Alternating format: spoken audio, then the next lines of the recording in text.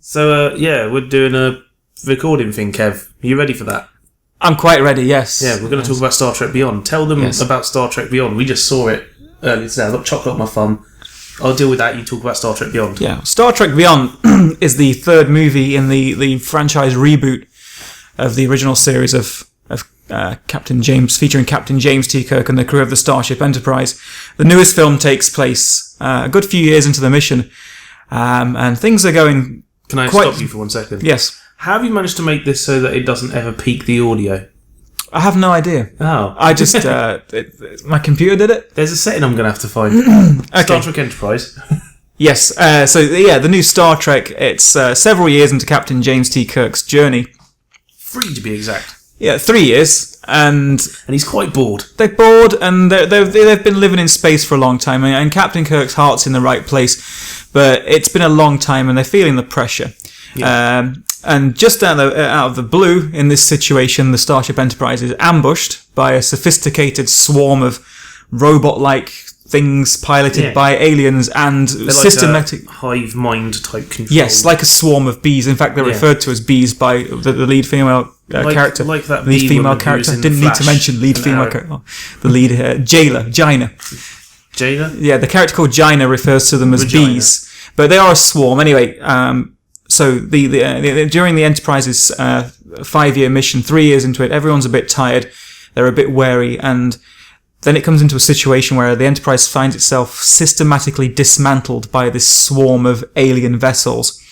And we have a bit of disaster porn as the ship's basically falling out of orbit and being taken. Wanks over the spaceship. He does, yes. Pieces, yes. And the Enterprise basically ends up crashing on a planet inhabited by aliens led by sort of holding on to people prisoners. There's a mixture of alien races. Yes, yeah. There's a couple, but mostly they're all like warrior types, aren't they? So they're trapped on a planet with these aliens. Jaina, yeah, that's what I said. Yeah, Jaina. Yeah. Played by Sophia Boutella. Yes. Boutella. And this planet, and the leader of this swarm is a guy named Krall, who's our latest identikit baddie in Star Trek, who's out for revenge. And Star Trek doesn't have a long history of strong bad guys. No, and he's not really an exception. I think at the end, his arc goes somewhere a little bit. But otherwise, it's out like the moment they. I wasn't. I just expected it to be. Well, I'd seen Into Darkness, and I was aware that it's quite a dumb film, and I was expecting the same level of dumbness, so I didn't expect any twist. Yeah, this doesn't. The thing is, Into Darkness, like sometimes a dumb film will treat you like an idiot, and that's what makes them stupid. Like Transformers films treat you like idiots. Into Darkness doesn't treat you like an idiot. It's made by idiots. Yes, who think it's much smarter than it actually is. It is stupid. But Star Trek Beyond, it's not the best Star Trek film, but it definitely sort of makes up for what went wrong with Star Trek Into Darkness. It's a really good. Chuck it in top 5. I probably would. It might be the best of the 3 new films. Definitely. The characters have been absolutely nailed, especially Chris Pine. It's the first time to me that actually felt like the characters, not caricatures of the characters. It was like an extension of the original series, and earlier on we sort of observed that this film takes place, if you were to run the missions side by side of the original series and the reboot, this film takes place obviously 3 years into the 5-year mission in the reboot universe, but also, parallel to that, 3 years into the mission in the original universe was the last episode of the original series. So it almost in a way feels like a conclusion to that original series, and then, maybe from now on we're in Star Trek Phase 2 territory. Possibly, yeah. I'd like to see some of those ideas brought forward. But there's a lot to talk about. It's and the biggest thing that I thought the most impressive thing was about it, and not that impressive really. It's embarrassing that this is an impressive thing.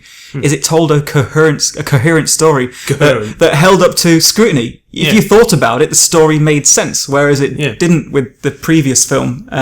Basically, they're stuck on the planet. They need to get off it. They meet Jayla, who's like got her own home somewhere. Yes. Her home is, spoilers. Yeah, this is an old NX class spaceship, like one of the test vehicles, the same sort that the original Enterprise was from. I won't say original Enterprise, like Captain Archer's Enterprise in the series Enterprise, featuring the theme song. The chronology of the TV show and the canon of the TV show, that the first Starship Enterprise that went exploring. Yeah, which is the only show that's actually still 100% canon. Like, yeah, it is in terms of that universe itself, because it's reboot universe. Yeah. So yeah, we see a starship, and there's lots of references to that era, which is an interesting choice. I suppose it couldn't reference the future, like Next Generation, really, but there was a lot of references to that NX period, of Star Trek Enterprise, and the references are usually from a few years after that event. But the technology's the same. There's references to the equipment they use on the ship. The uniforms are the same. Use it as a chance to finally inform the audience that's watching this series of Star Trek films about the background of the world. Yes, because it's much bigger than... Yeah, they're just saying, because they mentioned that there was a NATO beforehand that went into space and they were doing their space stuff, and then eventually they were like, you know what, we need to bring together a Federation of Planets. And it mentions the formation of the Federation. It also mentions the Xindi War. The Xindi War and Romulan War, which the Romulan War was coming to Star Trek Enterprise, but the Xindi War was covered. It was just a thing made up for Enterprise that attracted controversy because... people were watching Star Trek Enterprise and saying, well, why hadn't we heard of this massive Xindi War before that left Earth wrecked or whatever? So, but it kind of canonizes that now, which is nice. But beyond the references, it actually is just a good Star Trek film. It feels like a Star Trek film. Yeah. It felt, I don't know, it made me feel happy, and it comes from a very warm place. There was a lot of love in the film. You could tell the team behind it were just totally, utterly devoted to Star Trek. I feel they actually know what they're going on about. Yes. So they never thought J.J. Abrams as someone who knows Star Trek. Yes, and the previous writers, is it Roberto Orci or Orsi? Do we call him Orci? Orci. Yeah, whatever. 9/11 truther. Yeah, I think he probably is a Star Trek fan, maybe a fan of the later Star Treks, but probably not a fan of the stories, more of a fan of the ideas, and he didn't know how to throw them together previously. I don't think he's ever been he probably just watched Star Trek because he thought it was the thing to do.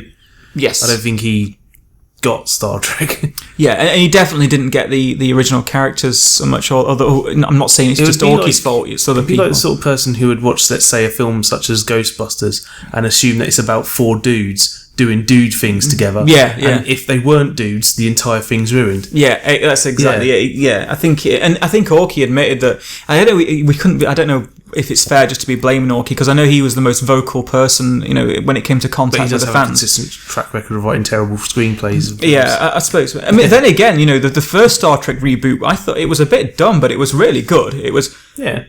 I think there was a lot of consultancy involved in that to make it accessible to audience, to make it make sense, tell a solid story and concentrate on the characters. Oh yeah, it was literally single-minded, the whole film. It was literally just focused on getting Kirk into the captain's chair. Yeah, and getting his and Spock's Lord romance knows what up and running. Darkness was doing. I can't even think about it. But this has addressed the sort of the bad taste that Into Darkness left, and also it basically I don't know if it decanonizes Into Darkness, but there's no reference to it whatsoever. Yeah, because Starfleet was in a bit of a bad state at the end of Into Darkness, wasn't it? Because they had one of their lead admirals betray the entire Federation. You've had the Vengeance do a kamikaze run through downtown San Francisco, costing countless lives. You never see Earth in this film. I know, it's way out beyond the final frontier. It's the Yorktown, which looks exactly like a Mass Effect relay, but why not? Spherical instead of... Well, not Mass Effect relay, Citadel from Mass Effect. Because that's literally the Citadel in Mass Effect. There's a big old circular thing at the back, bunch of prongs coming off it, and they're cities that are like upside down. Yeah, I've not played the Mass Effect games, but I did like the design. It was confusing and mental, but even if it wasn't exactly original, I thought it was a nice thing to see in Star Trek. The futuristic setting and the idea that they're way beyond sort of Federation space or anything we've seen before was done really, really well. Uncharted areas, which is probably would have been Beta Quadrant, wouldn't it? Because wasn't the Alpha Quadrant all there was in the original series? I think so, but I'm not 100%. And that's what the Citadel looks like. Okay, that's quite similar. City, prong, big circular thing. But that's copied off. Sorry, Anthony's just showing me the Citadel from Mass Effect. As inspiration for the Yorktown, but I can tell him full well where the inspiration for that came from. That inspiration for that came from Arthur C. Clarke's Rendezvous with Rama. And the ship in that is Cylinder, but it has those prongs Yeah. that go down it, and the rest let sunlight It's in, like I think. So. what's those things called? They did an episode of Star Trek about it where they build a city around a star or something. It's all like A Dyson sphere kind of thing. Dyson sphere type thing, but without a star in the middle. It's like just a big old glass space station. And also an amazing amplifier. Really good stereo system, it seems. But yeah, I like the film. The action sequences are like, they take advantage of the world of Star Trek to create unique action sequences. It's not just like them running around firing phasers. There was inventiveness in the action. You went off to the toilet and you missed Jayla's fight where she saves Montgomery Scotty from a bunch of bad guys by projecting holograms of herself, and they're all kicking the... So that made the bike sequence make more sense, because the bike sequence seemed to come out of nowhere because I'd gone off for a piss. You'd already seen that they had done... she'd used holograms, though. But there's a bike sequence where Kirk's riding a bike around and there's like 10 Kirks. Yeah, that was neat. I quite like that. That's very advanced for that. That's pre-holodeck, and there was never any holograms in the original series, apart from other alien races using them. Yeah, I think that's the point of Beyond, is maybe the themes of it aren't really explored that fully, but it's hinted at. Basically, they've gone so far into the galaxy now. They're meeting opposition in the way that they're going to meet other cultures that definitely clash with their own, and then that's when they come against Krall. But also, a lot of the other technology is more advanced than Federation technology. Like Jaina, she's obviously from a race that's probably a bit more advanced than humans. She can figure things out. She's got amazing technology at disposal. And Krall and his people have got again similar mind-boggling technology that I don't even understand. They can absorb life forms and regenerate them. He seems to absorb their DNA, I think, because he took on the physical traits of whoever he was absorbing. Yeah, it's only him who seems to do it. The other people don't think they had anything to do it. I think it was only him. Yeah. But still mind-boggling, and it's not fully explained, but it doesn't really matter that much. I think it went well. There's loads of people who thought that they were the Borg, didn't they, in the...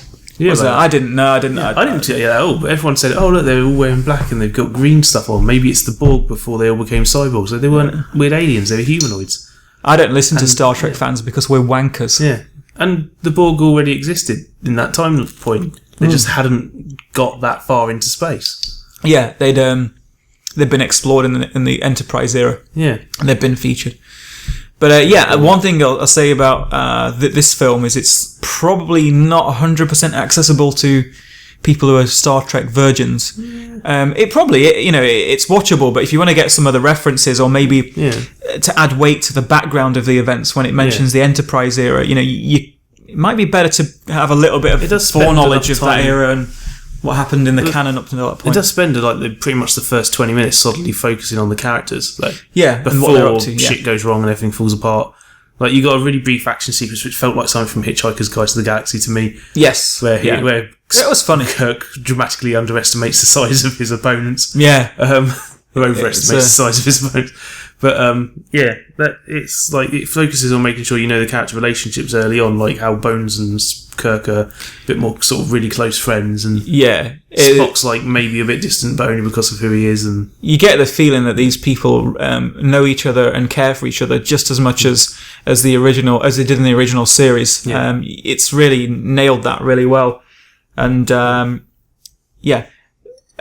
out of the adventure, it puts them in a good place for future films because the characters feel properly, firmly established now. The actors, I know they were always good and the casting was exceptional, but now it feels very much like we are watching. It is Captain Kirk and the crew now. They don't have to pretend that they need to give Chekhov something to do. Yes, there is that. Yeah, he actually probably had the most to do in this film out of all. He did. Yeah, he featured quite heavily. Actually, it was good. He was good in the film, and it's obviously weird a terrible. They had him, tried to park one of the shuttlecrafts, and it just rolled into him and killed him. That was weird. Is it too soon? He died years ago, didn't it? I don't know. It was a couple of weeks ago. Okay, yeah. But it was a good send off for him, and there was a bit of a dedication at the end of the film for him. And he was the one that died because he smoked too much. Yeah, Nimoy. Nimoy died as well because he smoked too much when he was a youngster. What, Nimoy, did he? Yeah, he smoked all the weed, and he left his on his Facebook, not his Facebook, his Twitter page. He said, kids, don't smoke. I stopped smoking 30 years ago. He smoked, and now I'm fucked. Now I'm dead. Yeah, it was a posthumous tweet. Is that what Leonard Nimoy did? He wrote it before. He did write that shortly before he died. About not smoking. I like his albums he did about The Hobbit. There's actually a couple of nice tributes to Nimoy in this. It's a film with a big heart, and there was a couple of bits where you think, that's nice. Not a hammer you over the head references or nods to what's gone before. It was just quite lovingly done, I thought. Saying about things being hammered over the head, man, it constantly hammers the gay agenda over your head, because Sulu's a gay man now. Yeah, loved it. There's a sequence in the film, can you believe it, where they seem to have a kid together. Yeah. And Sulu puts his hand on the other one's lower back, and he does the same. Yeah. And I was outraged. His piss was boiling. Yeah, piss was boiling. And later on, they're in the same room as each other, and one of them smiles at the other one. That's disgusting. The gay agenda. How dare they? How dare they? Obviously, they're trying to push something. Why did they have to make such a big deal? And what's worse is it's behind closed doors. Yeah. You didn't see it on screen, but it happened to the characters. They'd have been sucking each other off. Yeah, probably ripping each other. So imagine that. It's if you imagine it. One imbibed into the other. Yeah, exactly. You have to just imagine that's happened. They've made you imagine that. Yeah. They've got a daughter. How does that happen? Yeah, that was they've got a daughter together, and by some chance they're on Yorktown base, but he probably knew that Sulu was going to be there. That adds a bit of peril to the situation when Sulu's husband and daughter, his husband, who he probably sucks off at night, is on the Yorktown base. Yeah. That husband was familiar. The guy that played his husband, very familiar. A very familiar face. Look up? Google the fella and see where it is. Sulu's husband. I'll do IMDb. It's going to be the only other Asian guy on it. I don't know. There's a few Asian guys running around the decks. Wait, Danny Pudi was in the film. He must have been an alien. It's called Fija. I did not notice that. Danny Pudi is quite the legend. Greg Gunberg was in it. Yeah, he's in everything though. Yeah, he just turns up. Yeah. I've got a feeling. He didn't have a speaking role. Anthony Shim. That must be him. Jim. Oh, really?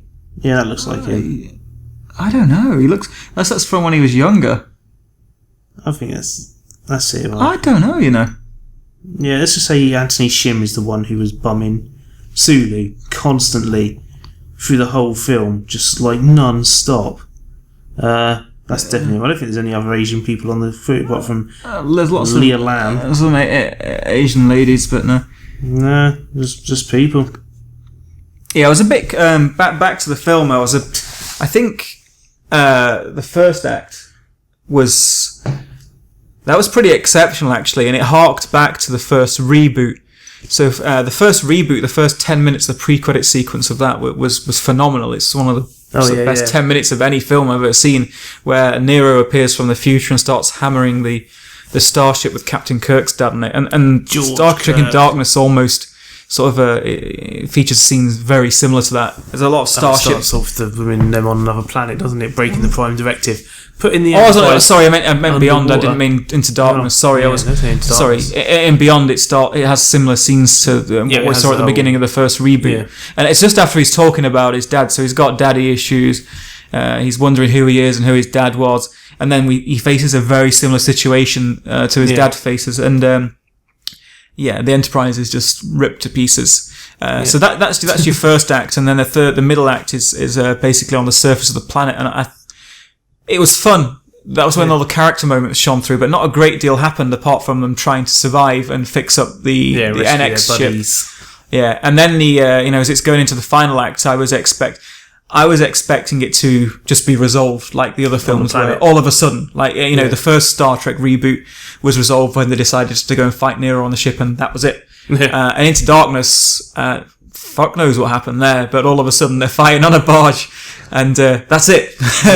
But this one, it's kind of just as it's going into that final act, you think, okay, everything's going to blow up, Kirk's going to blow everything up, everything's going to. It goes a bit deeper, and again, not amazingly sophisticated, but it's a bit science fictiony, and it's not amazingly smart, but compared to what we've seen previously, one of the most euphoric uses of a licensed song. That was awesome. I disagree. It's just personal taste. I thought that was out of place. I love Beastie Boys. I like the tune. Tied back I like the tune to the 2009. Yeah, I suppose. I like the tune, and it was.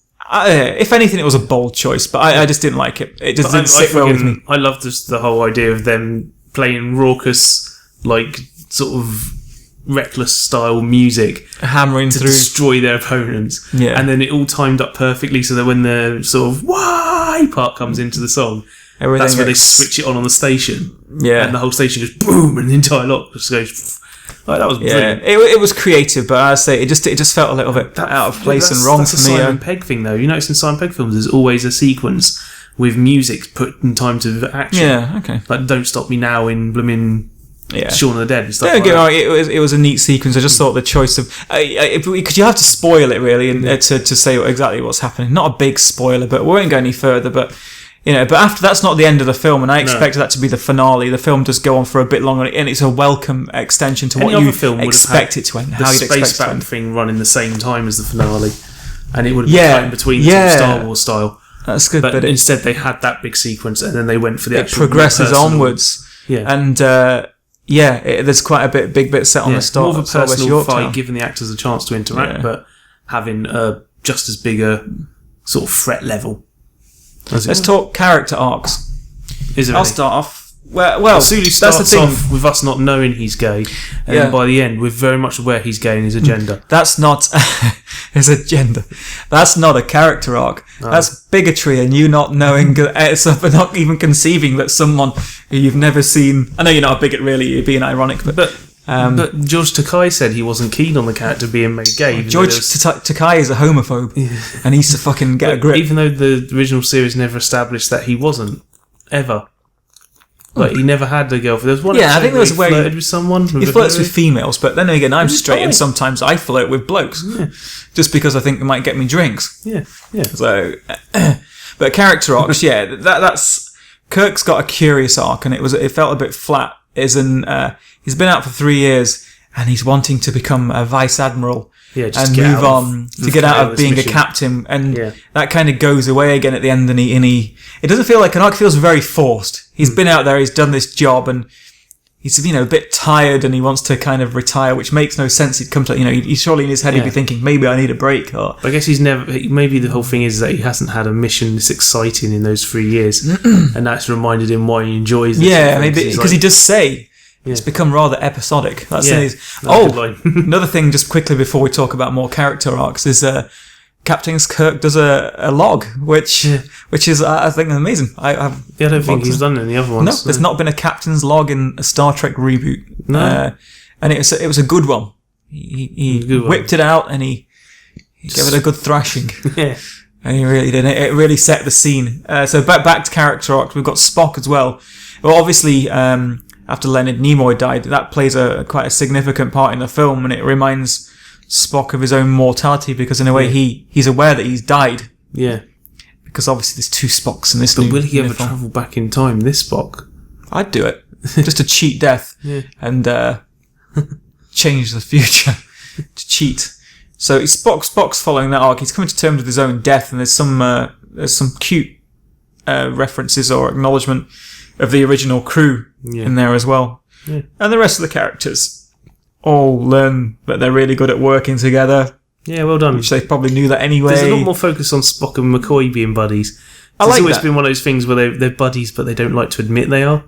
Yes. They're like antagonistic best friends. They sort of toy with each other. They're quite warm with each other in this. I think even Spock manipulating, the reasons for what their part in the finale is, just so he can get McCoy to go with him. Yeah. Let's have some. Yeah, that was a good. Oh, you've got to be kidding me. He gets teleported. He doesn't like that. He doesn't like being transported. Yeah, McCoy was.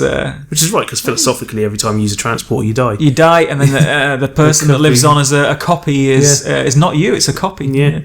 But also, why doesn't that could also happen when you fall asleep? Yeah. Or you fall unconscious, or something happens to the person that's. When your brain fires up again and consciousness returns, just could be a copy of who you were before, but you wouldn't know the difference. Yeah. Anyway, that's going off on a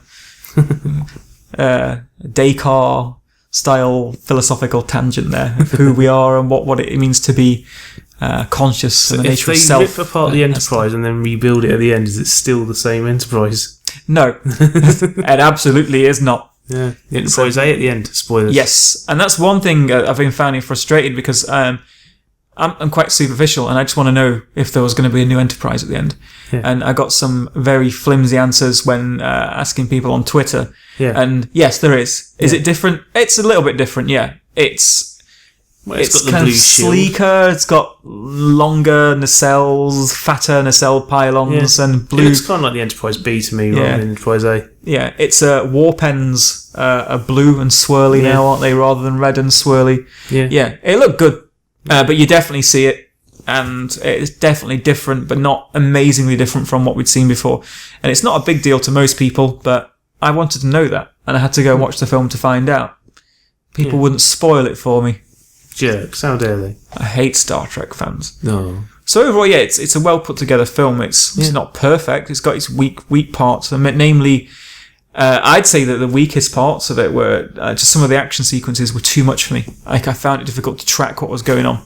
It's because you're old. Yeah, it's because I'm old and my brain Like doesn't these work. newfangled things. Yeah, the Enterprise stuff and the stuff with the large starship. And the Yorktown looked fine. The camera and the way it was filmed and framed worked really well. You could see what was happening to the starship. Yeah. But when it comes to lots of little bits zipping around the screen or fast-paced action on a smaller scale, it was difficult for me to figure out what was going on. So I just shut my eyes and imagined it in my head. It was better. No, I don't know actually. So yeah, again, it's not going to set the world on fire. It's a damn good Star Trek film. Of course, someone leaves a whole load of copies of the film out in a flammable environment and they set on fire and spread around the world. Then there is that. Yeah. Yeah. So it's possible that it could set the world on fire. Yes. Yeah. If we want to think about it in the way that an arsehole would, then yes, it would set the world on fire. So all in all, it's a good film. Yeah. A good Star Trek film. I think it's better for being the follow-up to Into Darkness. I think it's the best Star Trek film since maybe Star Trek 6. I'm really harsh, but I don't like... Yeah, I agree, actually. I think the Generations films are all a bit wonky. Yeah. And... I agree. And Star Trek 6, I think, is the last really solid Star Trek film. Saying that, 9's fun. Not 9, 11, whatever it is, the 2009 film. It's fun. I like that. 2009 was good. Yeah. But it's not I don't think it's like a great film. I think it's just like it's watchable. I don't know. I really enjoy it. Anyway, I think I'm a Star Trek fan, a big one, but I'll admit that most of the Star Trek films aren't that much cop. I just like them. I love them because they're Star Trek films, but 1, 2, films. 4, 6. They're about the end. Yeah, four. I'm a bit unsure about. It's okay. It's got its moments. Yeah, but this new one, where would you place it if you were to place it in the hierarchy of Star Trek films? My two favourite are Wrath of Khan and the Motion Picture. Yeah, so I'd probably put it just behind them. Yeah, I think I'd put it. There is quite a big divide between Wrath of Khan and the Motion Picture and my next favourite Star Trek film. Like 6 would probably be maybe my next. So I would put the Motion Picture at the top, I think. Yeah. And then Wrath of Khan, and probably after that Star Trek 2009. No, Star Trek 6, and then 2009. Yeah. And then in 6th place or 5th place or wherever, it'd be a toss-up between this and maybe Star Trek 3. And where'd you put the Menagerie, the most important of all Star Trek episodes, and totally not a cobbled together piece of... a flashback made episode. to fill out 2 episodes and save some money on the budget. Yeah. It's hard to say much more about it without spoiling it. We've probably done that already. Yeah, we have spoiled it. Yeah, it's it's not a very subtle film. No. Not very sophisticated, but more sophisticated than the last one. Even though the last one, they obviously clearly thought it was a very sophisticated film. Yeah, it's not. It's probably got the best attempt at pleasing both hardcore Star Trek nerds and just regular. And that's probably going to be my final word on it. We have fan films that we dub fan wanks, where fans get together and they just throw all the Star Trek shit they can at a camera on a really low budget, and it ends up being loved by some people, but really it deserves ridicule. This isn't a fan wank at all. This is a fan hand job. Yeah. This is, you're going to watch it, and they are giving you a hand job if you're a Star Trek fan, and it will please you. I'd say. Yeah. I'm not sure about the metaphor, but wanks. I'm all for anything. That's where I stand. It's a fan hand job of a film. I say, and based on where the characters were, I think the future of Star Trek's quite bright in this film series. Films I've watched this year. It's not been many. Yeah, it's actually an upbeat film. It's a fun film. Yeah, it's not very. Yeah. It's got some horror, some slightly scary moments, but yeah, you cried for a little bit. Yeah, bald man, dick, but eyes out. Yes.